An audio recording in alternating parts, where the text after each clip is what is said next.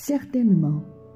Message du chapitre 10 du livre Source vive, dicté par l'auteur spirituel Emmanuel et psychographié par le médium Francisco Cândido Xavier. Citation: Oui, je viens bientôt. Apocalypse, chapitre 22, verset 20. Tant que la créature humaine respire la jeunesse, l'attitude qui caractérise son cœur face à la vie est généralement celle d'un enfant qui méconnaît la valeur du temps. Les jours et les nuits sont trop courts pour penser à des joies et à des aventures fantaisistes.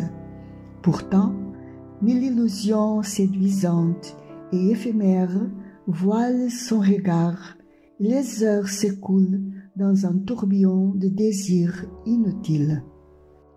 Rares sont ceux qui échappent à une telle perte.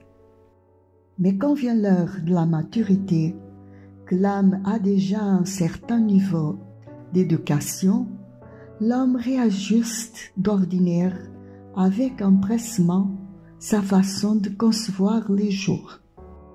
La semaine est ramenée à ce qu'il peut faire. Il se rend compte qu'en ce qui le concerne, certaines expériences se répètent à des mois précis de l'année, à l'image de la nature qui passe de la saison froide à la saison chaude ou à l'époque des fleurs et des fruits. Il s'agite, s'inquiète, redouble d'efforts dans son empressement à vouloir multiplier ses forces pour enrichir chaque minute qui passe, ou encore l'intensifier au profit de ses propres énergies.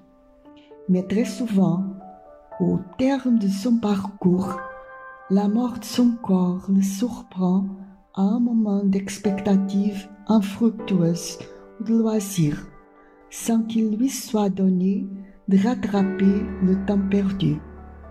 Ne t'enfonce pas comme cela dans la mêlée humaine, indifférent à ton attitude à la lumière spirituelle sur le chemin éternel. Dans l'avant-dernier verset du Nouveau Testament, qui est la lettre d'amour divin adressée à l'humanité, le Seigneur souhaita que l'apôtre notât sa promesse solennelle. Oui, je viens bientôt. Fais un bon usage de ton temps et ne tarde pas à te préparer.